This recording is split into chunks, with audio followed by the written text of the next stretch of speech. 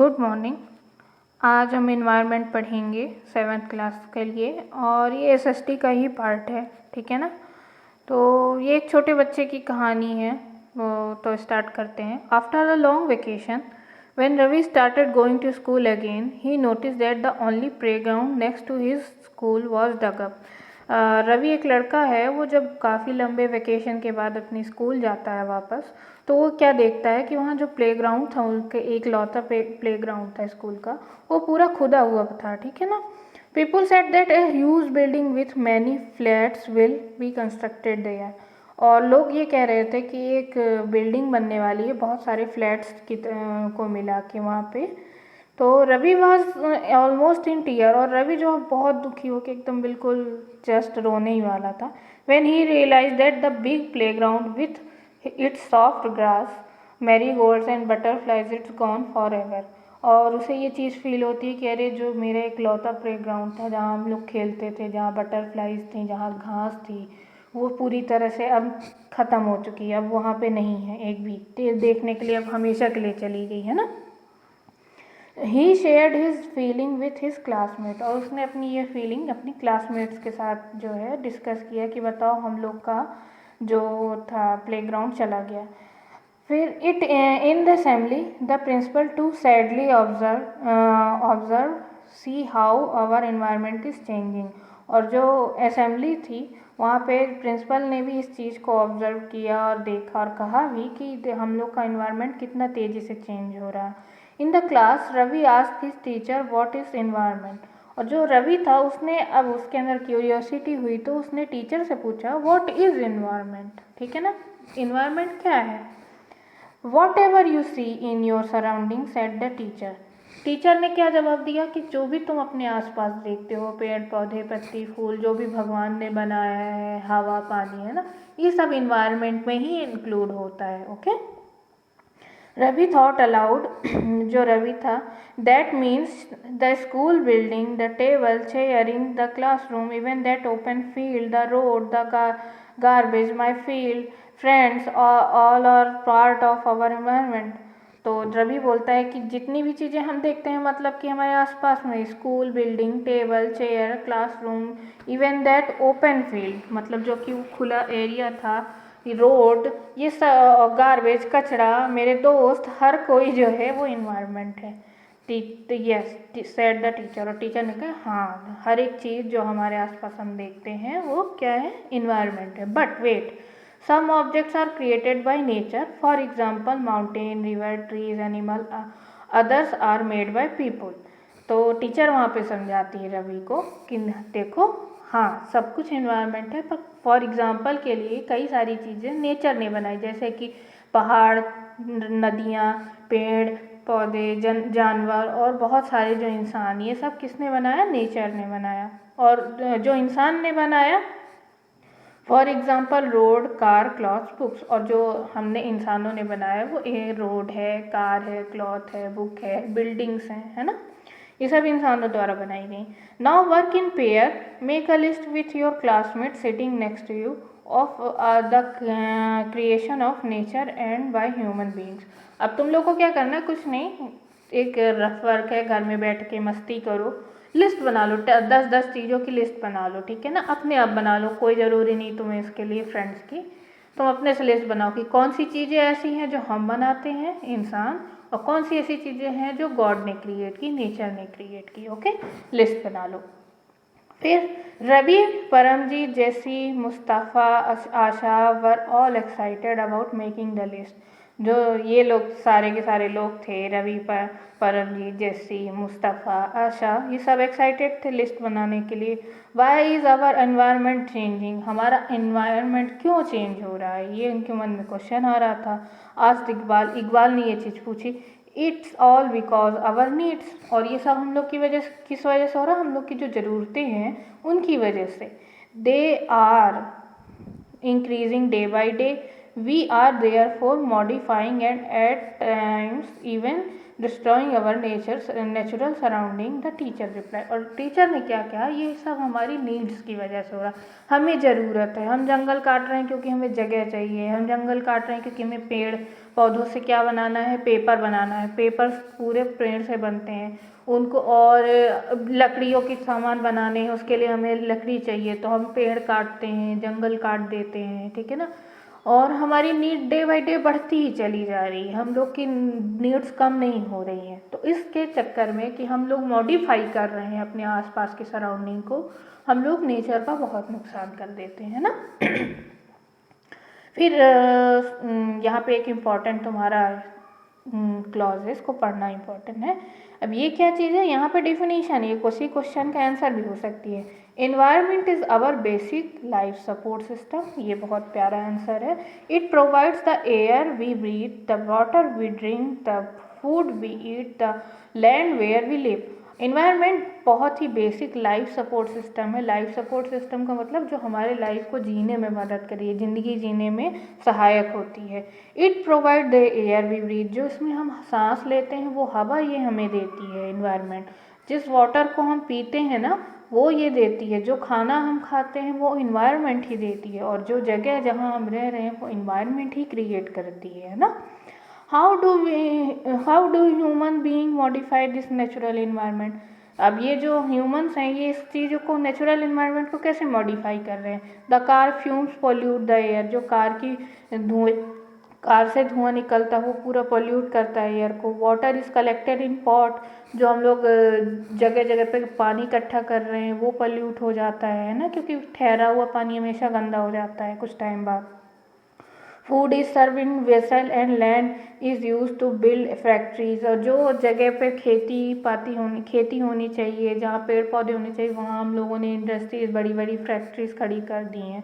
तो इस तरह भी हम उसको मॉडिफाई कर रहे हैं। Human beings make car, mills, factories and manufacture containers, this is how human being modify natural environment. और इस तरह से हम लोग कार्स बना रहे हैं, मिल्स हैं, फैक्ट्रीज हैं, मैन्युफैक्चरिंग कंटेनर्स हैं, मतलब बहुत सी चीज़ें हैं जो हमने इंसानों ने बना दी है, और इंसानों ने ही इन्वायरमेंट को क्या किया, मॉडिफाई कर दिया। मॉडिफाई का मतलब चेंज कर दिया। अब ये डायग्राम देखो प्यारा सा, इसमें से तुम्हें समझ में आ जाएगा। कंपोनेंट ऑफ इन्वायरमेंट, बेसिक समझो कि कोई भी इन्वायरमेंट किन चीज़ों से मेनली मिल के बना है, ठीक है ना। पहला नेचुरल चीज़ों से, दूसरा ह्यूमन मेड चीज़ों से, और तीसरा खुद ह्यूमन से, ठीक है ना। तो अब देखो जो नेचुरल चीज़ें हैं वो क्या क्या है, वाटर है, एयर है, लैंड है, और लिविंग थिंग्स। लिविंग थिंग्स में जो सांस लेती हैं, जैसे कि हम इंसान, और जो तब पेड़ पौधे हैं, छोटे छोटे क्रिएचर है, जानवर है ना, ये सब नेचुरल में आते हैं। फिर ह्यूमन मेड में कौन आता है, बिल्डिंग आते हैं, पार्क आते हैं, ब्रिजेस आते हैं, रोड आते हैं, इंफ्रास्ट्रक्चर्स, इंडस्ट्रीज, मॉन्यूमेंट्स, मतलब अलग अलग टाइप की बिल्डिंग्स, मतलब हर वो चीज़ जो इंसान ने बनाई है वो ह्यूमन मेड में आ जाती है। फिर ह्यूमन, खुद ह्यूमन जो है वो इंडिविजुअल भी होती है, ह्यूमन फैमिली भी होती है, कम्युनिटी भी होती है, रिलीजन भी होता है, एजुकेशनल, इकोनॉमिक, पॉलिटिकल सिचुएशन, मतलब ह्यूमन भी कई तरीके से बटा हुआ है। लेकिन इन्वायरमेंट के मेन 3 कॉम्पोनेंट कौन से हैं, नेचुरल, ह्यूमन मेड और ह्यूमन, ठीक है ना, खुद। फिर अब देखो, from the above conversation you understand the place, people, thing and natural and that surround any living organism is called environment. अब यहाँ पे ये पूरी डिफिनेशन आप जो है इसको समझो कि द प्लेस, यहाँ पे आंसर है कि अगर आपसे पूछे कोई व्हाट इज एनवायरनमेंट, तो the place, people, thing and nature that surround any living organism is called environment। ये क्वेश्चन का आंसर है, ये कहीं ना कहीं पे आएगा। Okay, it is a combination of natural and human made phenomena, मतलब ये कि किस चीज़ का कॉम्बिनेशन है, नेचुरल और इंसानों द्वारा बनाई गई चीज़ों का फिनोमिना है। while the natural environment refers to both biotic and abiotic condition existing on earth। अब यहाँ पे समझो कि दो नए वर्ड क्या है, बायोटिक एंड अबायोटिक। अब यहाँ साइड में देखो डेफिनेशन लिखी है, biotic, biotic is the word of living organism, example plants and animal. Biotic मतलब हर वो चीज़ जो सांस ले रही है, जो इंसानों द्वारा नहीं बनाई गई है, नेचर द्वारा बनाई गई है, जैसे प्लांट्स और एनिमल्स, ठीक है ना। और एबायोटिक में कौन आते हैं, the word of non living elements, example land. और एबायोटिक में वो चीज़ें आती हैं जो जिंदा नहीं है, जैसे कि लैंड, ठीक है ना, लैंड जिंदा नहीं है, मीन्स वो डेड है, ठीक है। तो बायोटिक में आती हैं लिविंग थिंग्स जो नेचर ने बनाई है, और एबायोटिक में आती हैं नॉन लिविंग थिंग्स जो कि नेचर ने बनाई है, ओके। फिर तो हमें इन्हीं दोनों कंडीशंस को समझना होगा, और इसी की वजह से अर्थ एग्जिस्ट करता है, ये भी हमें समझना होगा, okay. Then human environment reveals the activities, creation, intersection among human beings. और ह्यूमन एनवायरनमेंट जो है ना, ये सब एक्टिविटीज़ के और क्रिएशन और इंटरसेक्शन, ये सब जो है ह्यूमन बीइंग के उसमें रिवील करता है, एक तरह से ये बनाता है, हम इंसानों को भी नेचर ही बनाया है, ने ही बनाया है, ओके।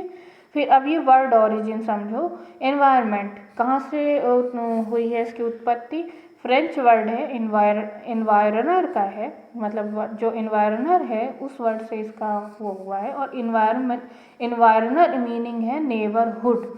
अब समझो इसका इन्वायरनर का मतलब क्या हुआ, तुम्हारा आसपास का एरिया, सराउंड, मतलब अभी देखो डिफिनीशन भी क्या निकलती कि इन्वायरमेंट जो हमारे आसपास है वो सब कुछ है, वो इन्वायरमेंट कहलाता है।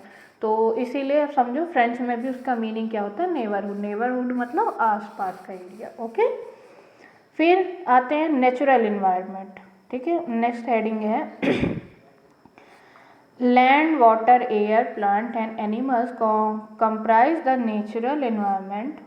You are familiar with the meaning of lithosphere, hydrosphere, atmosphere and biosphere from your previous class. अब तुम लोगों को मैंने 6th क्लास में अच्छे से पढ़ाया है ना कि what is lithosphere, hydrosphere, atmosphere and biosphere. अब जिसको जिसको भूल गया हो तो एक बार जल्दी से रिवाइज करवा रहे हैं। लिथोस्फेयर में कौन सा पार्ट आता है तुम्हारा, पूरा का पूरा वो चीज़ जो लैंड पार्ट है ना। हाइड्रोस्फीयर में कौन सा आता है, जो भी पानी वाटर बॉडीज है तुम्हारी अर्थ पे वो तुम्हारी हाइड्रोस्फीयर में आती हैं। और एटमॉस्फेयर में जो भी पार्ट तुम्हारा एयर वाला है, जिसमें हवा है, जिसमें हम सांस लेते हैं, वो क्या कहला गया, एटमॉस्फेयर। और बायोस्फीयर क्या है, जिसमें भी हर एक चीज़ लिविंग थिंग रहती है, और ये किससे किससे मिलके बनी होती है, लिथोस्फीयर, हाइड्रोस्फीयर और एटमॉस्फेयर। जहाँ पे तीनों मिलके किसी जीवन को जन्म देते हैं वो हो गया तुम्हारा बायोस्फीयर, मीन्स जहाँ लोग रहते हैं। अब मुझे चारों डिफिनेशन चाहिए रिपीट से वापस से, आप लोग का होमवर्क है, ताकि चेक कर सके कि हाँ आप लोग को बनता है, ओके।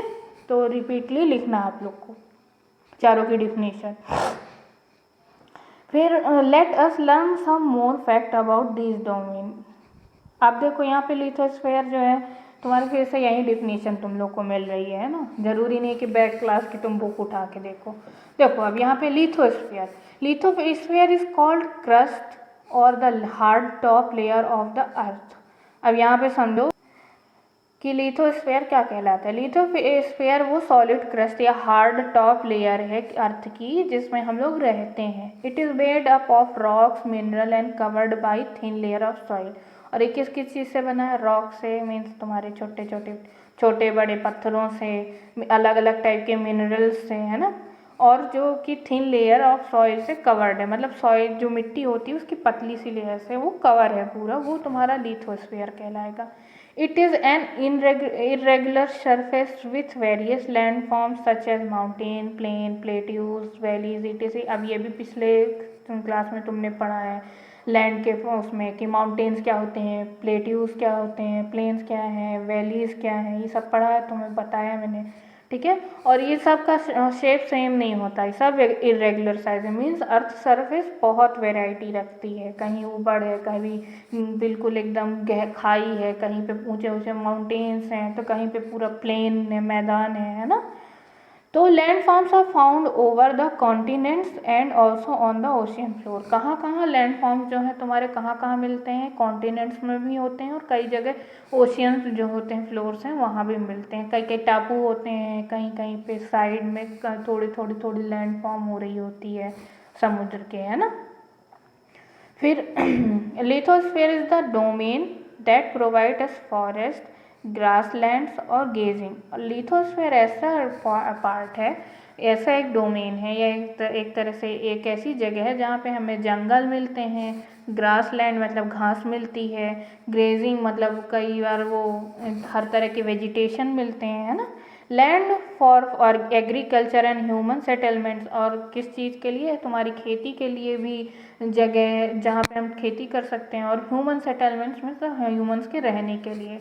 अब आखिर तुम आसमान में तो रहोगे नहीं, है ना, रहोगे तो ज़मीन पे ही। कितना अगर कोई भी चीज़ है बेस तो तुम धरती पे ही बनाओगे ना, कितना भी ऊँचे पे रह रहे हो तो इस तरह से तुम्हारे रहने के लिए जगह है। It is also a source of mineral wealth, और हर तरह की मिनरल्स मीन्स जैसे तुम्हारा iron, copper, steel, iron, copper और जो भी रॉ मटेरियल होते हैं, गोल्ड, सिल्वर, ये सब तुम्हें कहाँ मिलते हैं, अर्थ पे सरफेस पे ही मिलते हैं, ठीक है ना। मिट्टी में खुदाई करके निकाली जाती है इनको। फिर look at your surroundings, make a list of uses that the land in your neighbourhood is being put to. अब ये भी तुम लोग का होमवर्क है, अगर वीडियो देख रहे हो तो प्लीज़ करना, मुझे दिखाना, कोशिश करो कि करके दिखाओ। तुम लोग क्या होमवर्क नहीं करके देते हो, हाँ, दिमाग ख़राब होती है।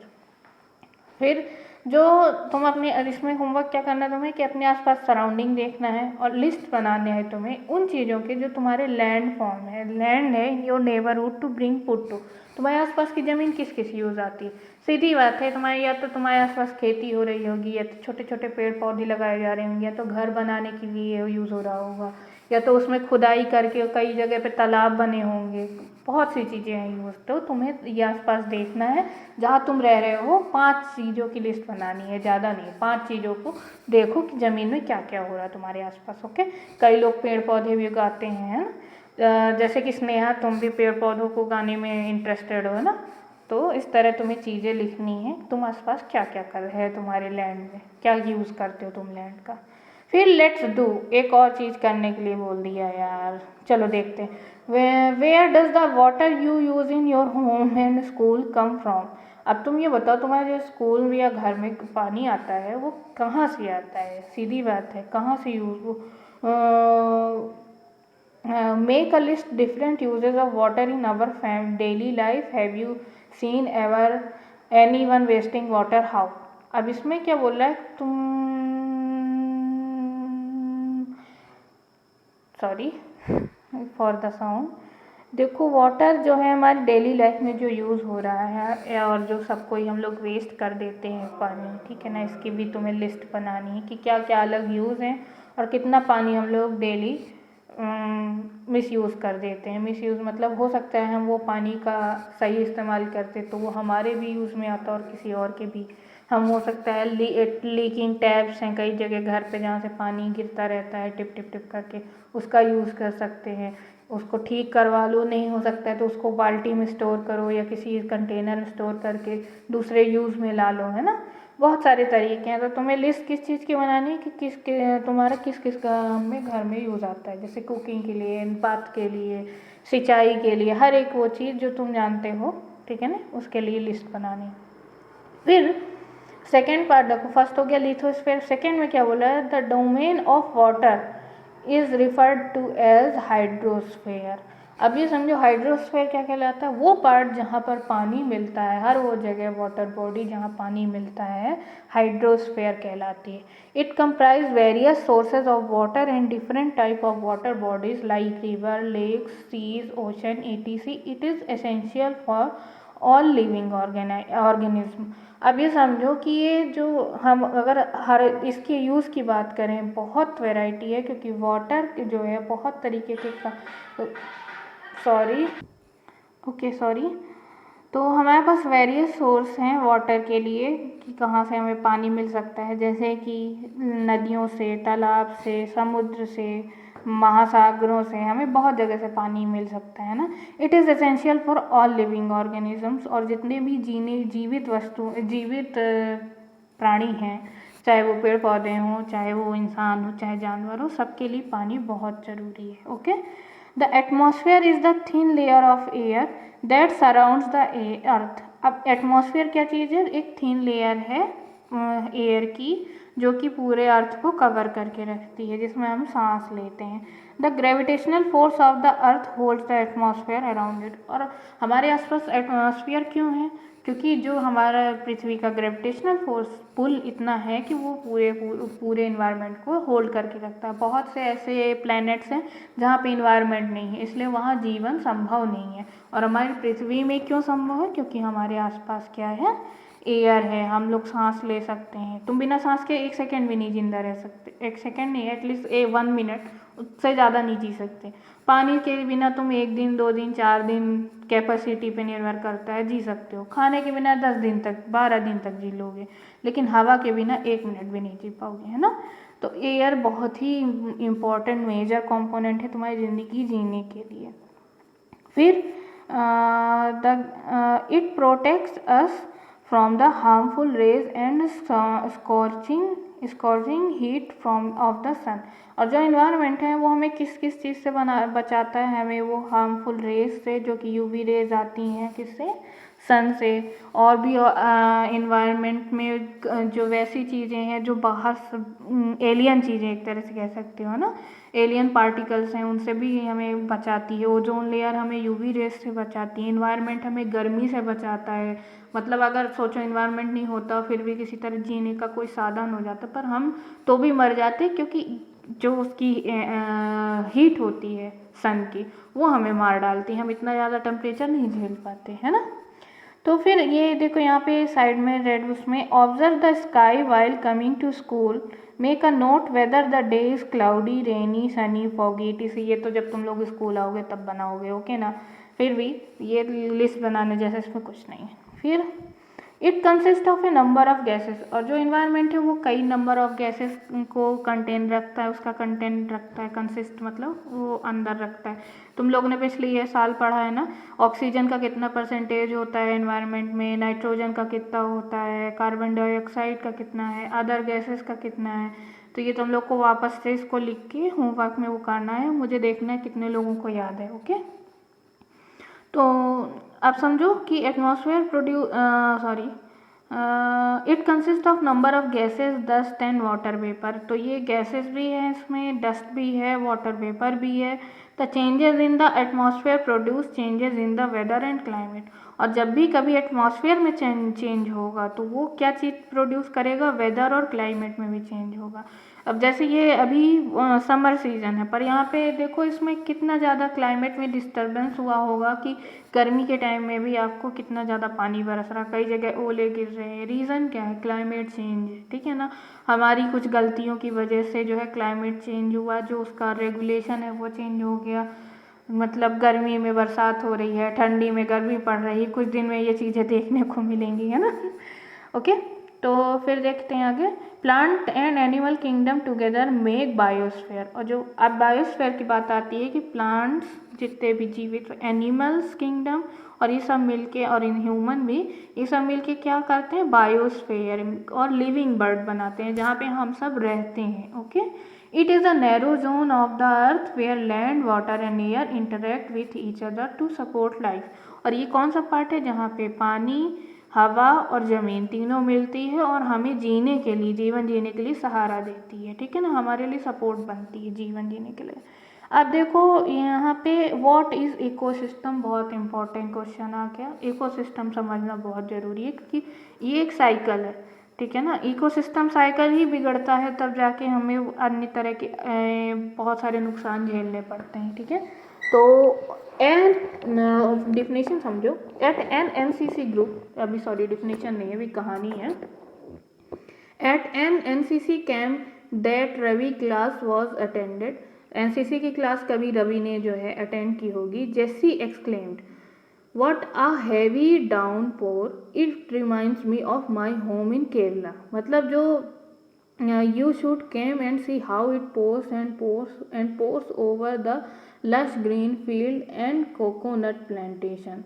अब जो एनसीसी की क्लास रवि ने ज्वाइन की थी, वहाँ पे जैसी एक्सक्लून था, उसने ये चीज़ कही कि ये बताओ ये हैवी डाउनपोर क्या है, ये मुझे अपने घर केरला की याद दिलाता है। यहाँ तो जहाँ भी देखो पोर्स पोर्स पोर्स, हर जगह पे लश ग्रीन फील्ड, एकदम कोकोनट प्लांटेशन, ये सब चीज़ें कोकोनट ट्रीज़ को देख के मतलब उसको अपने केरला की याद आ रही थी। तो हीरा फ्रॉम जैसलमेर एक्सप्लेन, जो हीरा है जैसलमेर से, वो उसने एक्सप्लेन किया, we get no rains, we see only kikar and sand. और जो जैसलमेर में रहते तो उसने कहा हम लोग तो पानी की बरसातें वगैरह देखते ही नहीं हैं, हम लोग के यहाँ तो सिर्फ और सिर्फ जो है किकार है और हर जगह बालू ही बालू है। As far as the eyes can see but you also find camels said Ravi. पर रवि ने कहा कि तुम लोग वहाँ पे सिर्फ रेत ही रेत देखोगे, लेकिन हाँ वहाँ पे तुम्हें कैमल्स भी मिल जाएंगे देखने के लिए, है ना। तो Heera says not just camels, if you visit our desert you will see snakes lizard and how many insects to.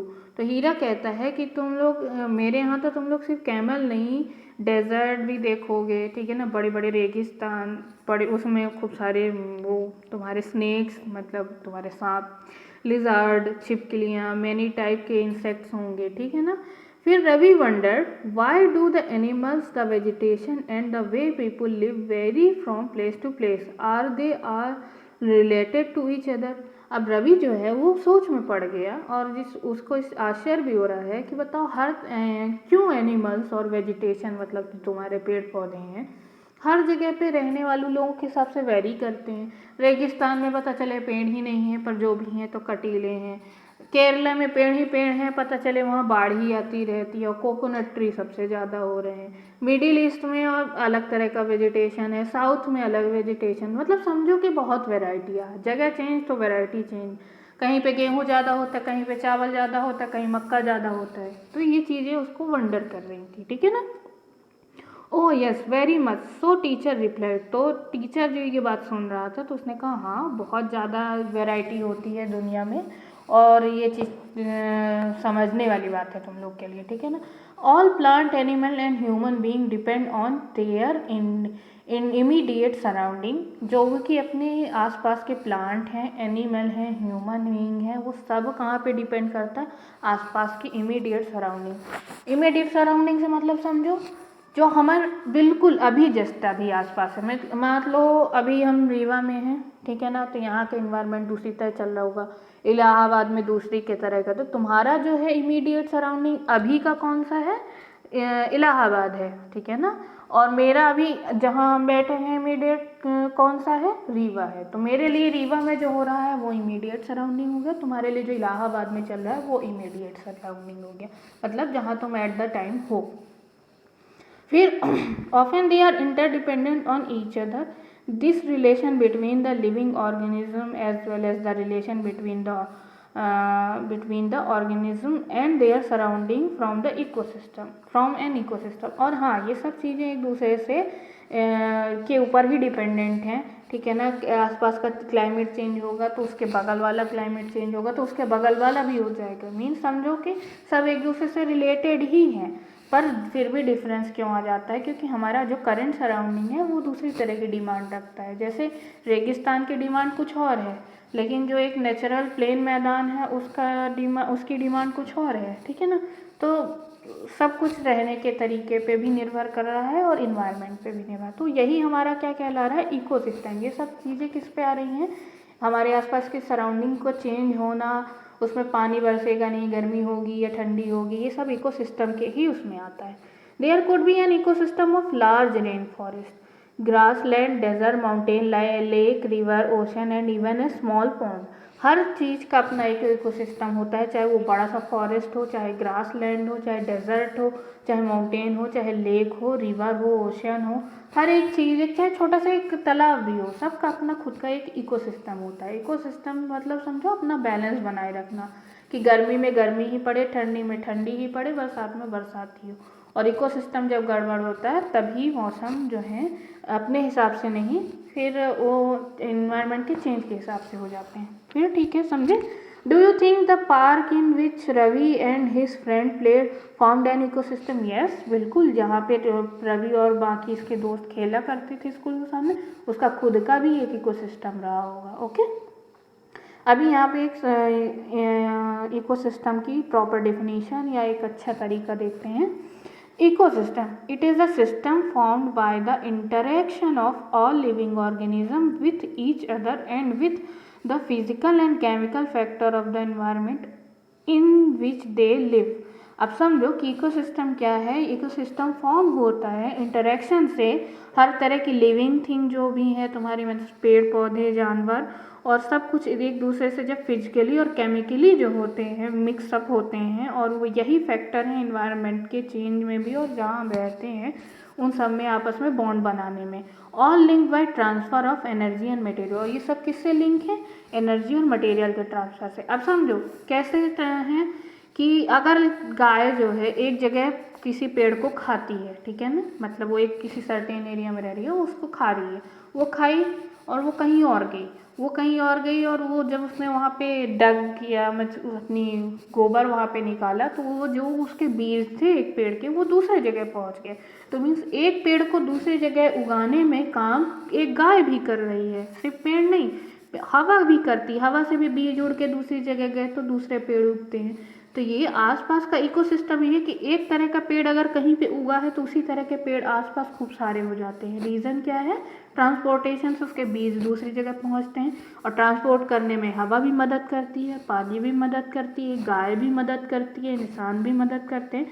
मतलब अगर हम वहाँ कहीं पे जगह पे रह रहे हैं तो उसको इकोसिस्टम को मेंटेन करने में हम सबका बराबर का हाथ होता है। ओके, तो आज हमने इकोसिस्टम समझ लिया है। काफ़ी लंबा लेक्चर हो गया है, इसलिए नेक्स्ट लेक्चर इकोसिस्टम वाला आगे का डिस्कशन करेंगे। Okay, bye bye.